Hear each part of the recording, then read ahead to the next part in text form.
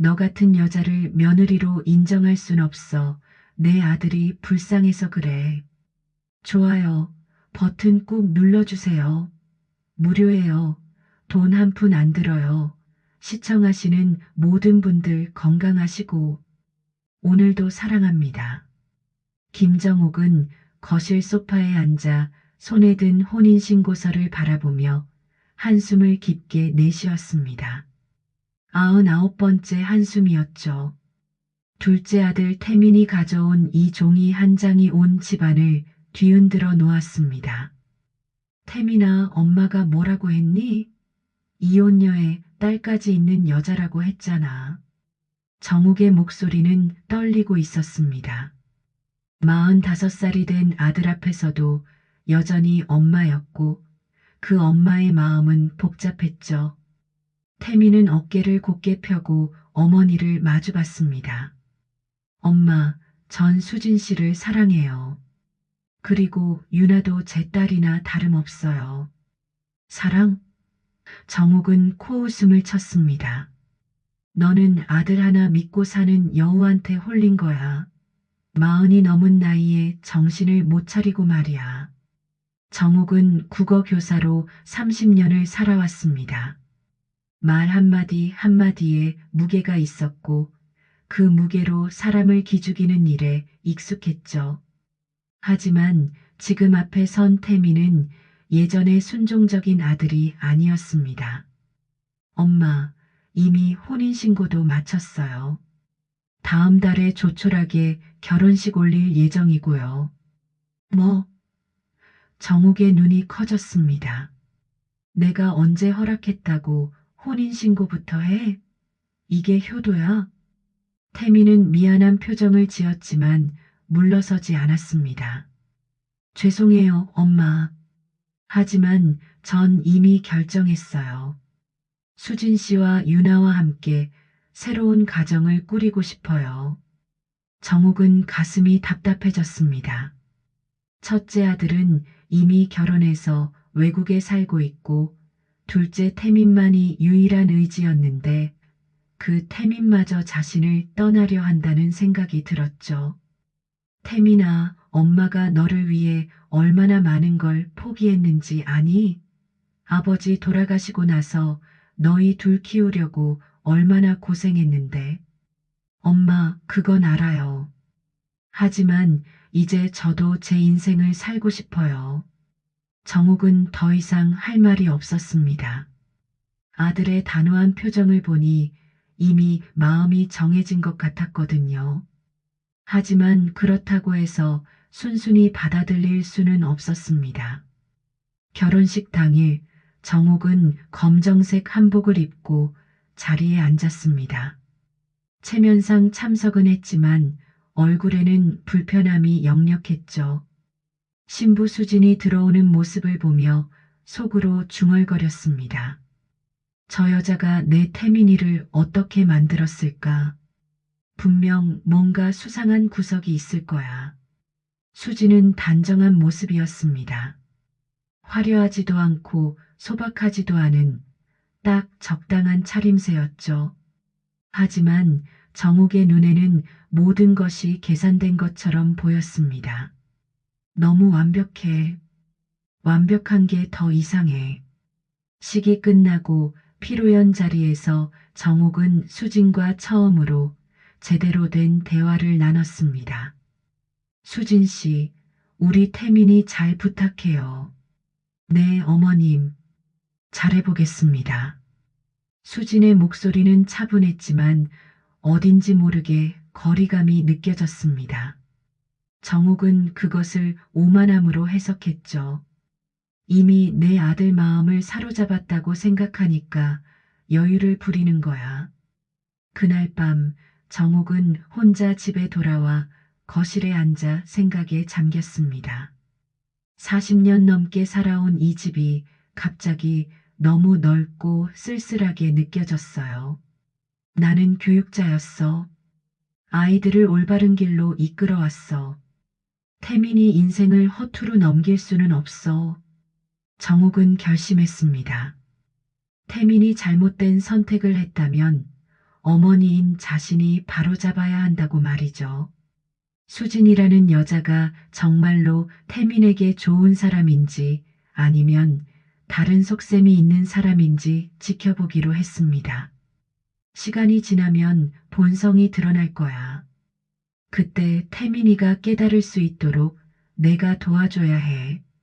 정옥은 그날부터 수진을 관찰하기 시작했습니다. 모든 것을 의심하고 모든 행동에서 허점을 찾으려고 했죠. 그것이 자신의 의무라고 생각하면서 말입니다. 결혼 후 한 달이 지났습니다. 정옥은 혼자 사는 집에서 매일 같은 루틴을 반복하고 있었어요. 아침 6시에 일어나 뉴스를 보고 차를 끓여 마시며 신문을 읽는 것이 전부였죠. 그런데 어느 날 초인종이 울렸습니다. 어머님, 안녕하세요. 문을 열어보니 수진이 유나와 함께 서 있었습니다. 손에는 작은 보온 도시락과 과일 바구니를 들고 있었어요. 갑자기 왜 왔어요? 태민 오빠가 어머님께서 혼자 계시니까 가끔 안부라도 여쭤보라고 해서요. 정욱은 내심 당황했습니다. 예상치 못한 방문이었거든요. 하지만 거절할 명분도 없었고 무엇보다 아들이 시킨 일이라고 하니 막을 수도 없었어요. 들어와요. 수지는 정욱의 집안을 둘러보며 조용히 말했습니다.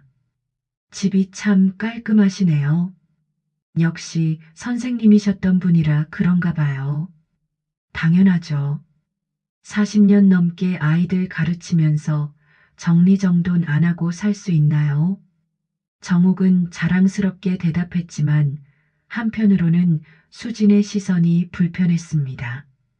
너무 자세히 살펴보는 것 같았거든요. 유나야, 인사드려. 안녕하세요, 할머니. 유나는 수줍게 인사를 했습니다. 16살 소녀답게 낯을 많이 가리는 모습이었어요. 정욱은 유나를 바라보며 복잡한 마음이 들었습니다.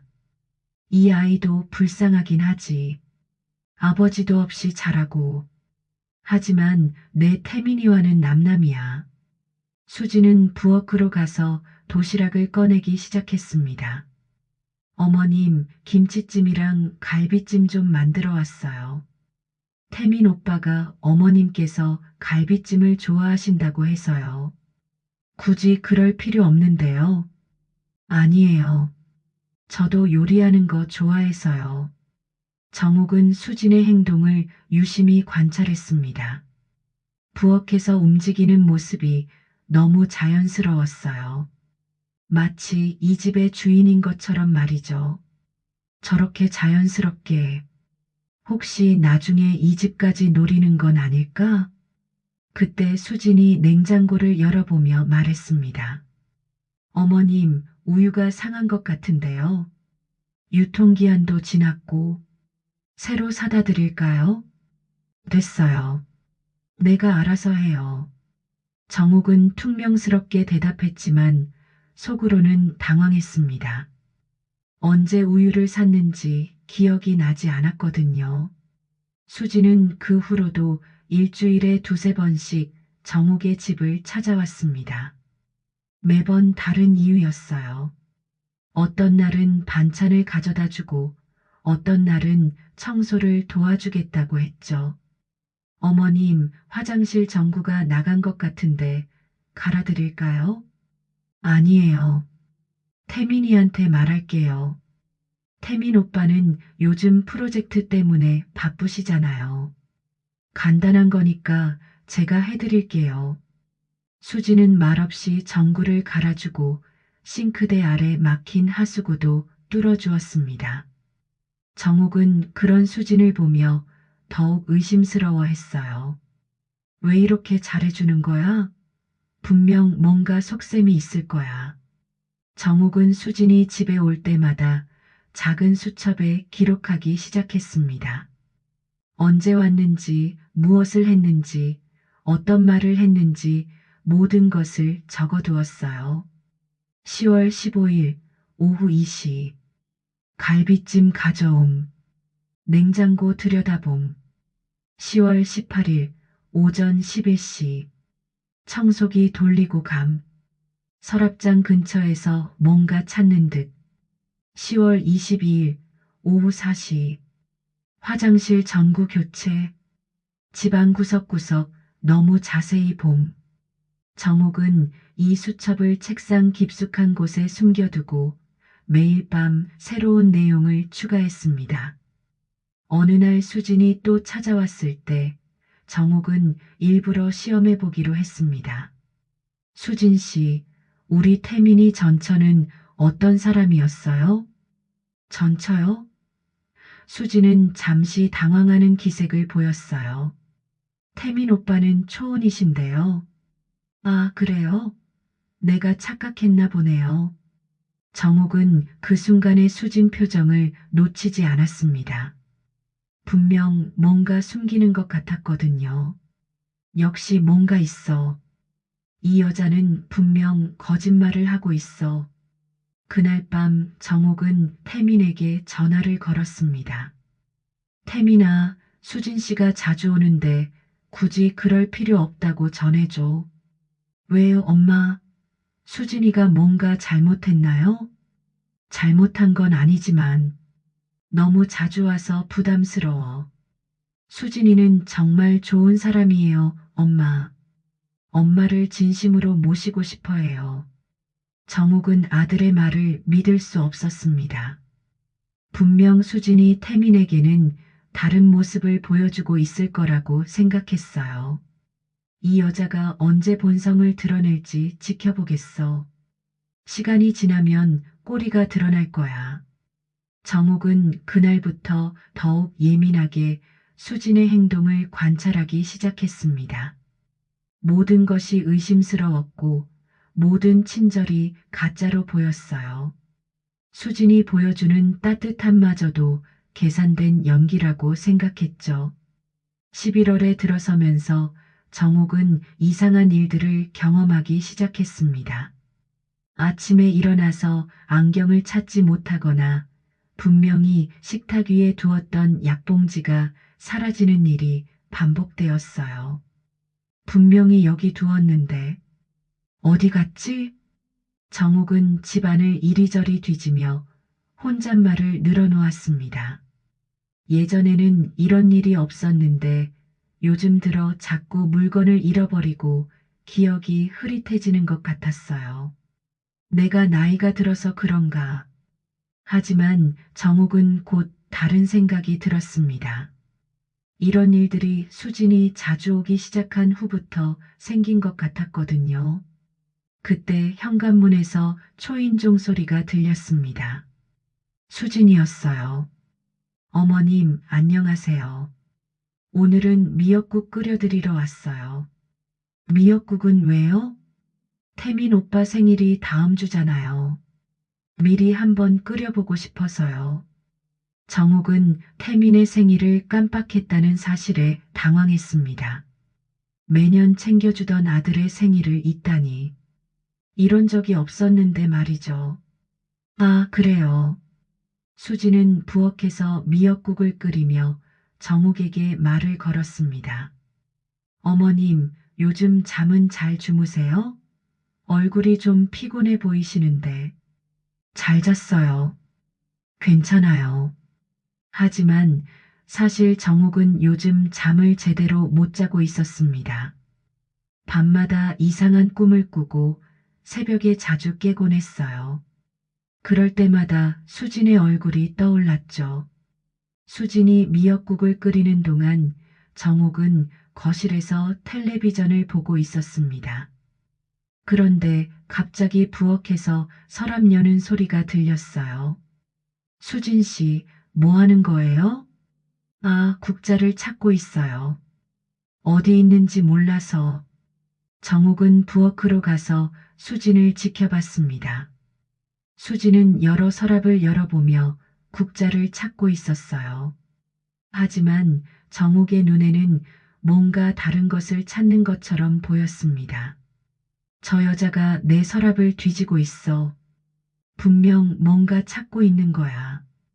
그날 수진이 돌아간 후 정옥은 집 안을 꼼꼼히 확인해 봤습니다. 서랍 안의 물건들 위치가 미묘하게 바뀐 것 같았어요. 특히 중요한 서류들이 들어있는 서랍 말이죠. 내가 예민한 건가? 아니면 정말로? 정옥은 불안해졌습니다. 수진이 자신의 집을 노리고 있다는 의심이 확신으로 바뀌어 가고 있었어요. 며칠 후 가족 모임이 있었습니다. 태민의 생일을 맞아 작은 식당에서 만난 자리였어요. 태민과 수진 그리고 유나까지 함께였죠. 어머님, 고기 더 드세요. 수진이 정옥의 접시에 고기를 올려주며 말했습니다. 정옥은 그런 수진을 보며 속으로 생각했어요.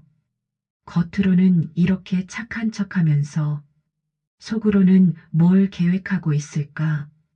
수진 씨, 첫 번째 결혼은 언제 했었어요? 갑자기 정옥이 물었습니다. 식탁의 분위기가 순간 어색해졌어요. 엄마, 태민이 난처한 표정을 지었습니다. 왜요? 가족이 됐으니까 서로 알아야죠. 수지는 잠시 당황했지만 차분하게 대답했습니다. 26살에 했었어요. 하지만 잘 안 됐죠. 왜 안 됐어요? 바람 피운 거예요. 아니면 성격 차이예요?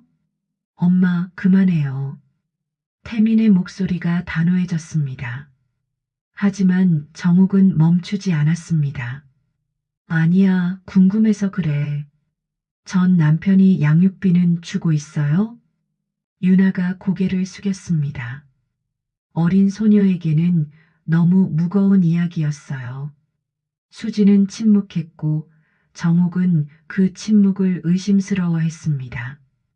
답하기 곤란한 일이 있나 보네요. 어머님, 제가 잘못 살았던 건 맞아요. 하지만 지금은 달라요. 달라져요? 사람이 그렇게 쉽게 달라져요? 태민이 자리에서 일어났습니다. 엄마, 정말 그만해요. 이건 너무해요. 태민아, 엄마는 내가 걱정돼서 그런 거야. 이 사람이 정말로 널 위하는 사람인지 확인하고 싶어서. 확인은 무슨 확인이에요? 엄마는 왜 수진이를 믿으려고 하지 않으세요?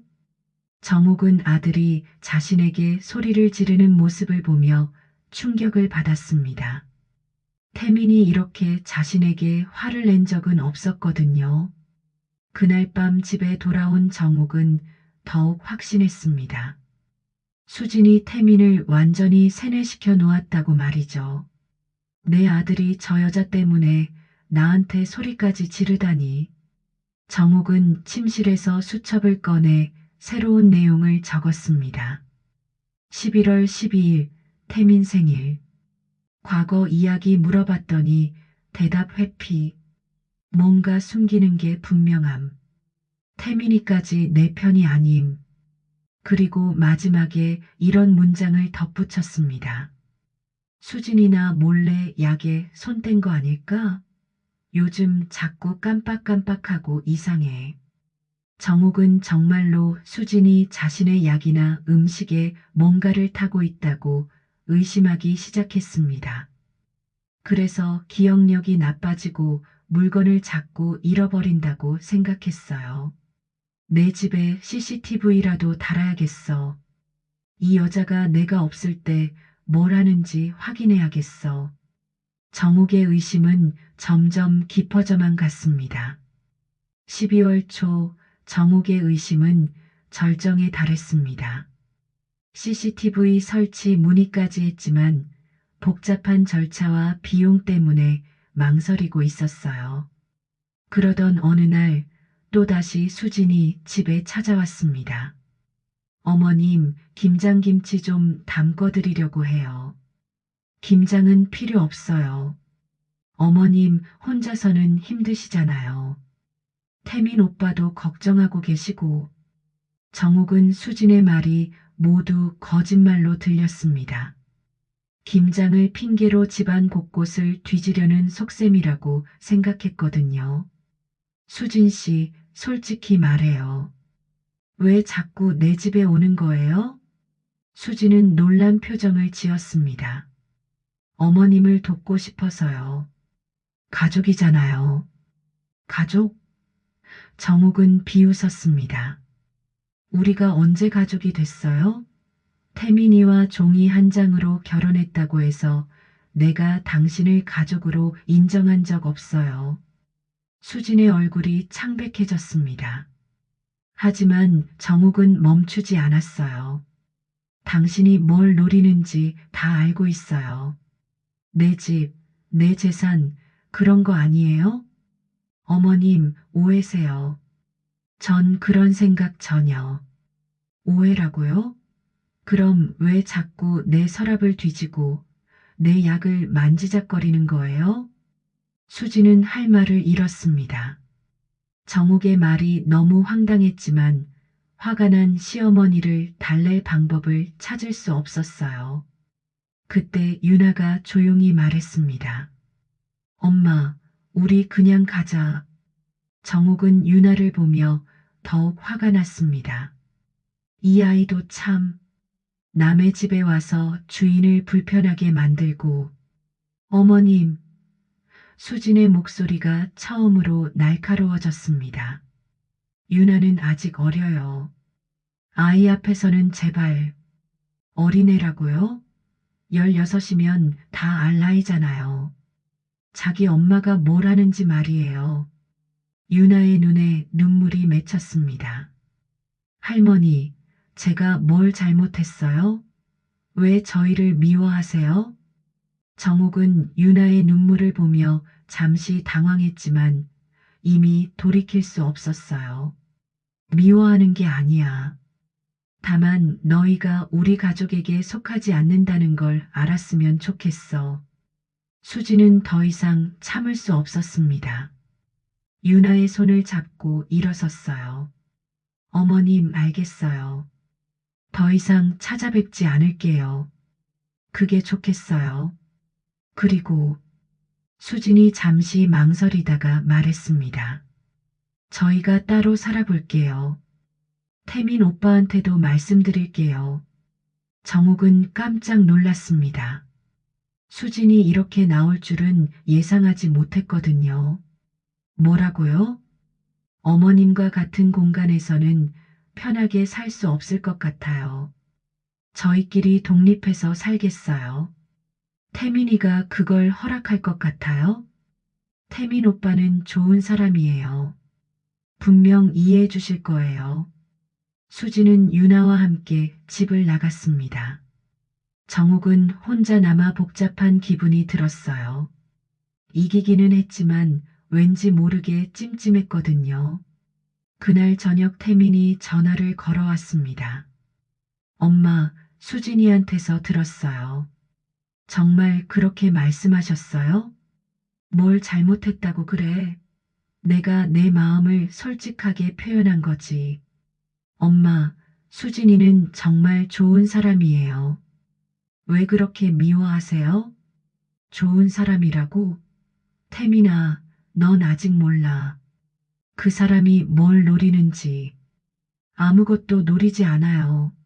수진이는 진심으로 엄마를 모시고 싶어 했어요. 그럼 왜 독립하겠다고 하는 거야? 진심이었다면 끝까지 참았을 거 아냐. 태미는 한숨을 쉬었습니다. 엄마가 너무 심하게 하셨으니까요. 특히 유나 앞에서 그 아이도 알아야 할 나이야. 현실이 뭔지 말이야. 현실이요? 유나가 뭘 잘못했다고 그래요? 그 아이는 아무 잘못도 없어요. 정욱은 아들의 목소리에서 분노를 느꼈습니다. 태민이 완전히 수진의 편이 되어버렸다는 생각이 들었어요. 알았어, 태민아. 내가 그 사람 편을 들고 싶으면 그렇게 해. 하지만 나중에 후회하지 마. 엄마, 나는 이제 아무 말 안 할게. 내 인생이니까 내가 알아서 해. 전화를 끊은 후 정옥은 거실에 혼자 앉아 있었습니다. 승리했다는 기분보다는 허전함이 더 컸어요. 일주일 후 우편함에서 이상한 봉투를 발견했습니다. 병원에서 온 진료 통지서였어요. 이게 뭐지? 정옥은 봉투를 뜯어보며 당황했습니다. 정밀 뇌 검사 결과 통지라는 제목이 적혀 있었거든요. 내가 언제 병원에 갔다고? 통지서에는 2달 전 날짜로 검사를 받았다고 되어 있었지만 정옥은 전혀 기억이 나지 않았습니다. 이상해. 분명 잘못 온 거야. 하지만 통지서에는 분명히 정옥의 이름과 주민등록번호가 적혀 있었어요. 실수일 리가 없었죠. 정옥은 불안해졌습니다. 자신이 모르는 사이에 병원에 다녀왔다는 게 말이 안 됐거든요. 혹시 수진이 뭔가 조작한 건 아닐까 하는 생각까지 들었어요. 이 여자가 정말로 내게 무슨 짓을 한 거야? 정옥은 통지서를 들고 떨고 있었습니다. 모든 것이 더욱 미스터리해져만 갔어요.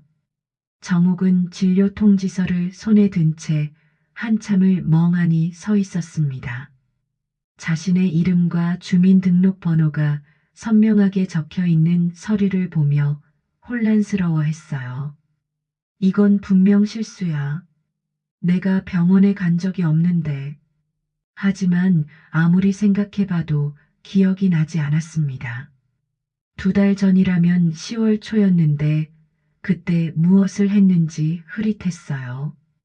정옥은 병원에 전화를 걸기로 했습니다. 여보세요.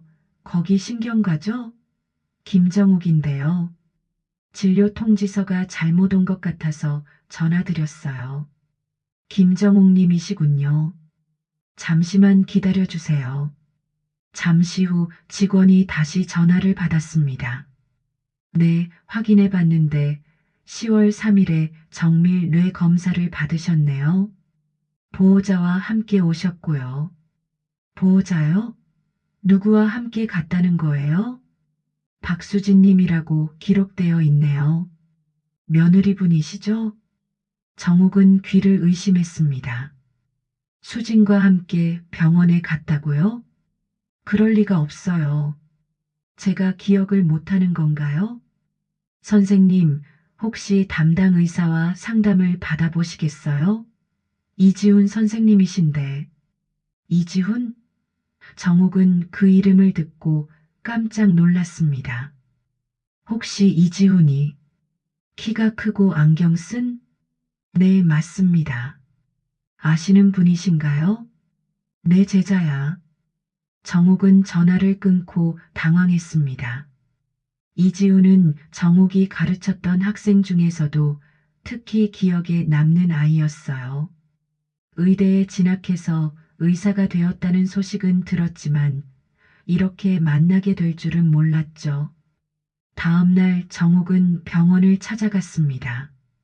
신경과 진료실 앞에서 이지훈의 이름표를 보니 감회가 새로웠어요. 선생님, 이지훈은 정옥을 보자마자 반가워했습니다. 40이 넘은 나이에도 여전히 학생 때의 모습이 남아 있었어요. 지훈아, 정말 오랜만이구나. 그런데 내가 정말 여기 온 적이 있니? 이지훈의 표정이 진지해졌습니다. 선생님 앉으세요. 말씀드릴 게 있어요. 뭔가 심각한 일인가? 선생님, 2달 전에 며느리분과 함께 오셨어요. 그때 이미 경미한 치매 초기 증상이 있었어요. 정옥은 머리가 하얘졌습니다. 치매라고? 초기 단계예요. 단기 기억 상실, 시간과 장소에 대한 혼동, 성격 변화 등의 증상이 나타나고 있었죠. 그럴 리가 없어. 나는 멀쩡해. 이지훈은 차트를 펼쳐 보여주었습니다. 선생님께서 그날 검사 받으실 때도 혼란스러워 하셨어요. 며느리분이 계속 옆에서 도와주셨고요. 정옥은 기억의 파편들을 떠올리려고 애썼습니다. 그때 수진이 자신과 함께 어디론가 갔던 것 같은 기분이 들었어요. 수진이가 나를 병원에 데려온 거야? 네, 며느리분이 선생님의 증상을 걱정해서 예약까지 잡아서 오셨어요.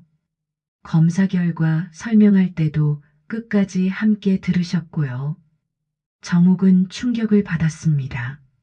수진을 의심하고 미워했는데 오히려 수진이 자신을 챙겨주고 있었다는 것이었거든요. 그럼 내가 요즘 자꾸 깜빡깜빡하고 물건을 잃어버리는 것도 치매 초기 증상이에요. 특히 의심이 많아지고 피해 망상이 생기는 것도 흔한 일이죠. 정욱은 자신이 수진에게 했던 모든 말들이 떠올랐습니다. 수진을 의심하고 재산을 노린다고 생각하고 심지어 약에 무엇인가를 탔다고까지 생각했던 것 말이에요. 내가 뭘 한 거지? 선생님 병 때문이에요. 선생님 잘못이 아니에요. 정욱은 떠올리기 시작했습니다. 수진이 자신과 함께 병원에 갔던 그날을 말이에요. 아, 맞아. 그날 수진이가 나한테 건강검진 받자고 했었지.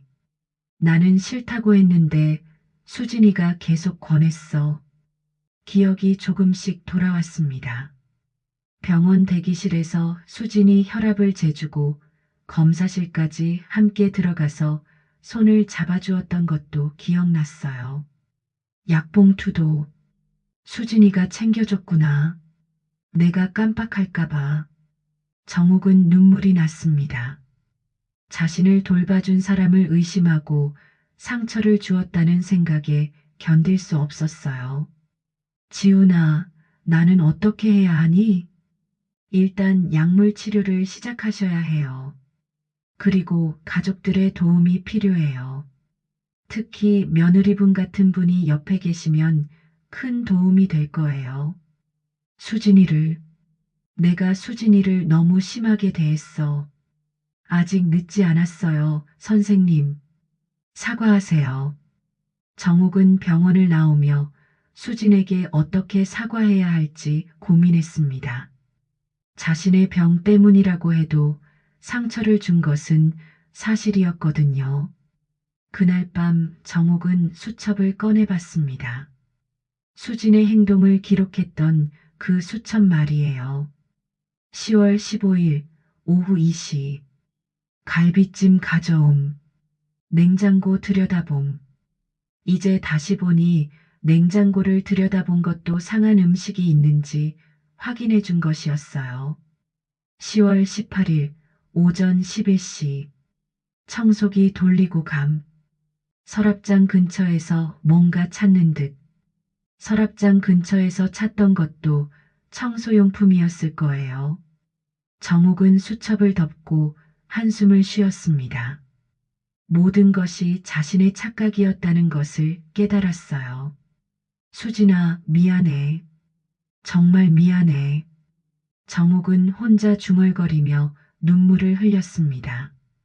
이제야 수진이 진심으로 자신을 돌봐주려고 했다는 것을 알았거든요.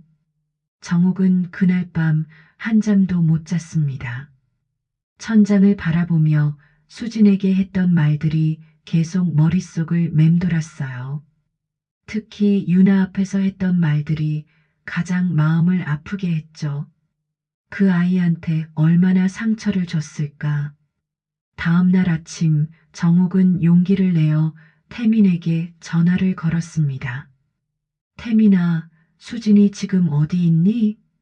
엄마, 왜요? 만나서 할 말이 있어. 태민은 잠시 망설이다가 대답했습니다.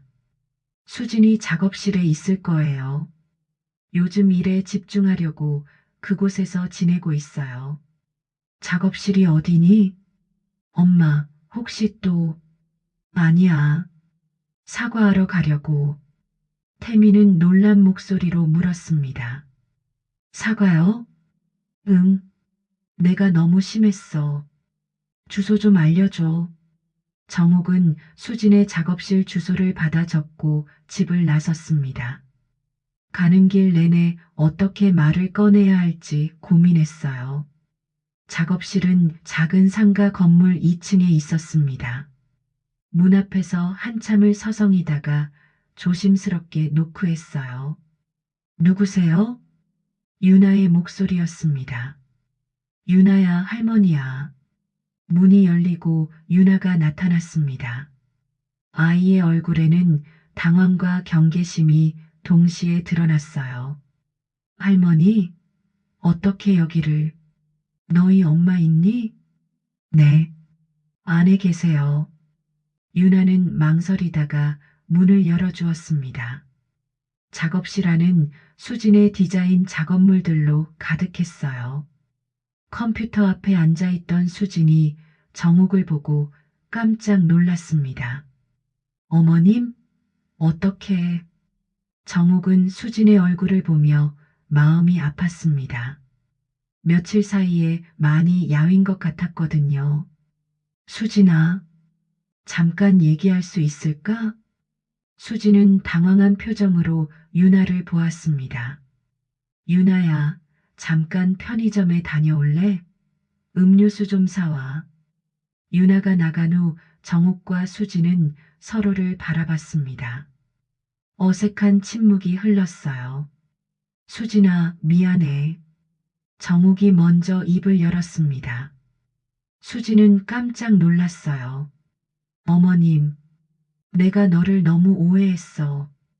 병원에서 들었어. 내가 나를 데리고 갔었다는 것도, 내가 치매 초기라는 것도. 수진의 눈에 눈물이 맺혔습니다. 어머님께서 아시게 됐군요. 왜 말하지 않았어? 내가 너를 그렇게 의심하고 괴롭혔는데 말씀드리고 싶었어요. 하지만 어머님께서 받아들이실 준비가 안 된 것 같아서, 그리고 태민 오빠도 충격받을까봐. 정옥은 수진의 배려를 깨달았습니다. 자신이 아픈 것을 알고도 혼자 감당하려고 했던 거예요. 내가 얼마나 힘들었을까. 나 때문에. 아니에요, 어머님. 어머님이 아프신 걸 알고 있었으니까 이해할 수 있었어요. 정옥은 더 이상 참을 수 없었습니다. 수진에게 다가가서 손을 잡았어요. 수진아, 정말 미안해. 내가 너무 못되게 굴었어. 특히 유나한테. 어머님, 그 아이가 어디 있니? 유나한테도 사과하고 싶어. 그때 문이 열리며 유나가 들어왔습니다. 두 사람이 손을 잡고 있는 모습을 보고 놀랐어요. 유나야, 이리 와. 정옥이 유나를 불렀습니다. 유나는 조심스럽게 다가왔어요. 유나야, 할머니가 미안해. 너한테 너무 심한 말을 했지? 유나는 고개를 숙였습니다. 괜찮아요, 할머니. 괜찮지 않아. 너는 아무 잘못도 없는데 할머니가 화풀이를 했어. 정옥은 유나의 손을 잡았습니다.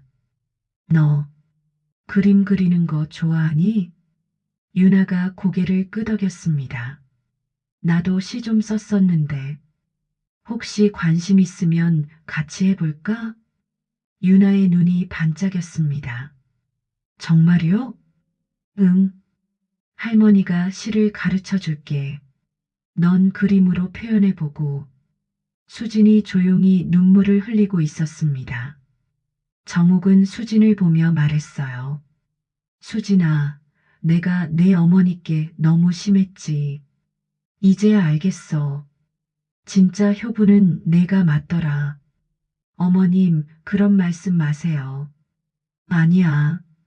내가 아팠을 때 옆에서 돌봐준 사람은 너였어. 내 친딸보다도 더 잘해줬어. 정옥은 유나를 보며 미소 지었습니다. 유나야, 우리 다음 주에 시 수업해볼까? 할머니 집에서 말이야. 네, 좋아요. 유나의 밝은 대답을 들으며 정옥은 마음이 따뜻해졌습니다.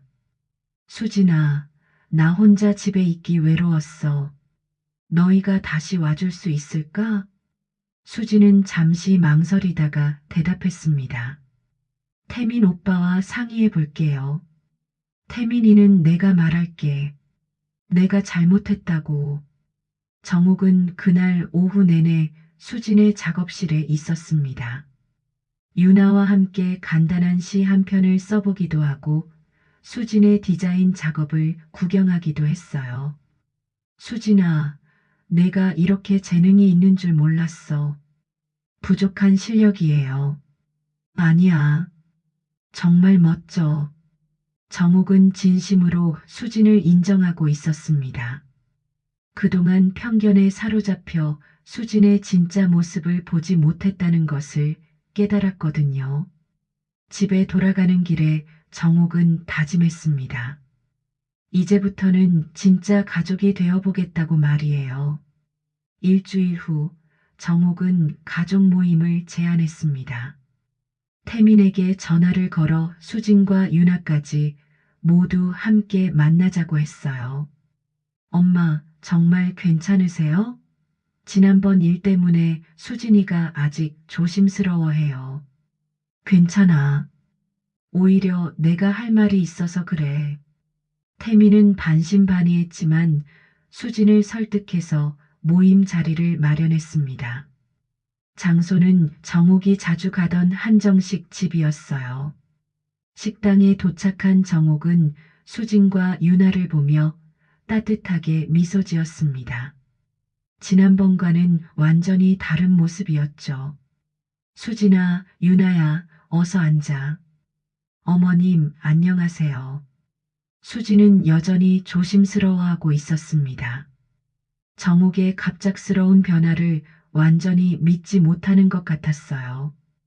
음식이 나오고 식사를 시작하자 정옥이 입을 열었습니다. 오늘 너희들을 부른 이유가 있어. 태민과 수진, 유나 모두 긴장한 표정으로 정옥을 바라봤습니다. 내가 잘못 생각했어. 수진이를 너무 오해했고 유나한테도 상처를 줬지. 정옥은 잠시 멈춰서 수진을 바라봤습니다. 수진아, 내가 나를 병원에 데려간 것도 알고 있어. 내 몸이 아픈 걸 알면서도 혼자 감당하려고 했구나. 수진의 눈에 눈물이 맺혔습니다. 어머님, 내가 너를 의심하고 재산을 노린다고 생각했는데 정작 너는 내 건강만 걱정하고 있었어. 태민이 놀란 표정으로 물었습니다.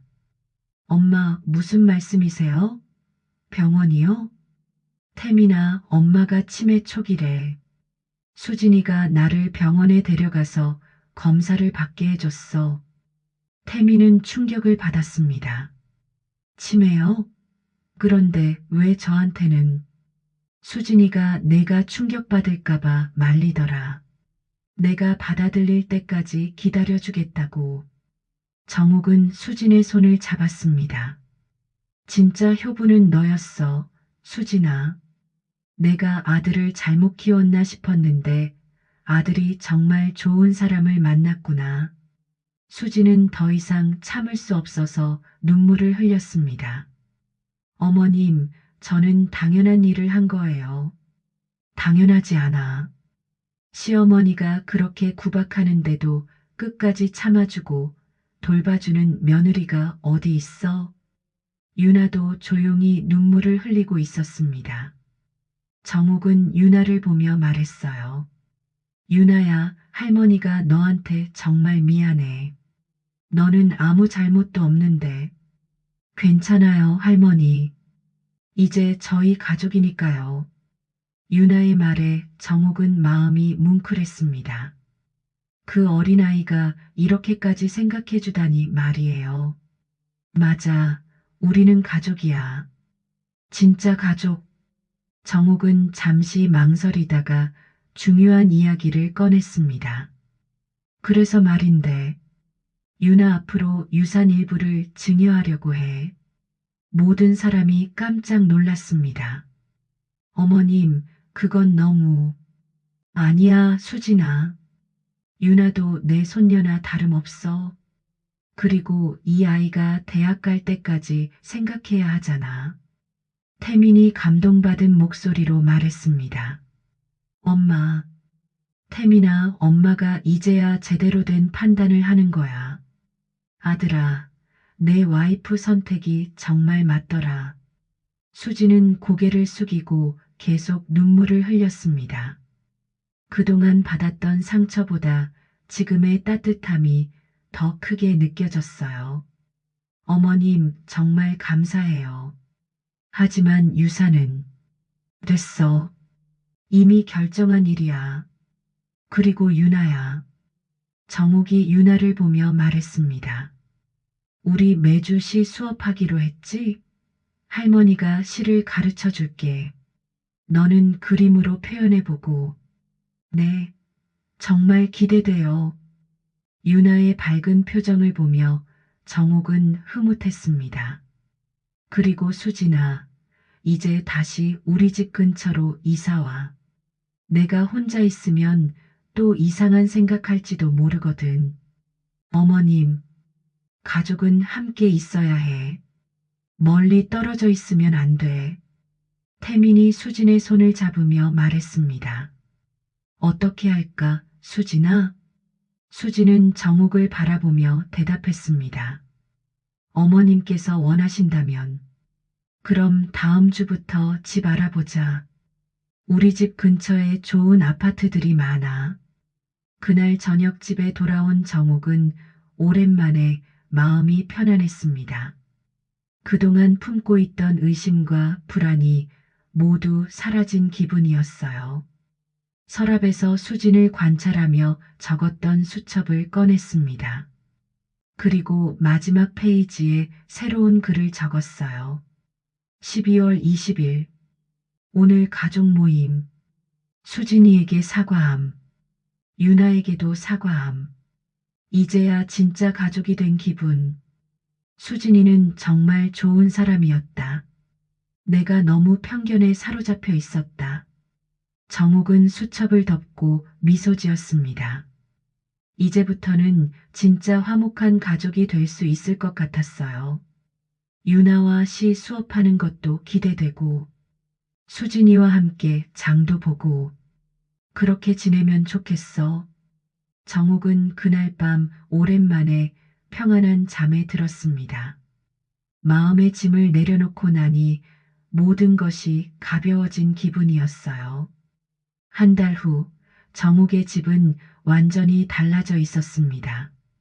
매주 토요일마다 유나가 찾아와서 시 수업을 받았고, 수지는 일주일에 서너 번 정욱과 함께 장을 보거나 병원에 동행했어요. 할머니, 오늘은 어떤 시를 써볼까요? 유나가 공책과 색연필을 꺼내며 물었습니다. 벌써 6번째 시 수업이었어요. 오늘은 가족에 대한 시를 써보자. 유나가 생각하는 가족이 뭔지 써보는 거야. 가족이요? 유나는 잠시 생각하다가 연필을 들었습니다.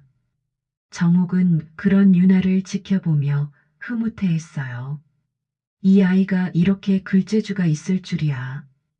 유나가 시를 다 쓰고 나서 정욱에게 보여주었습니다.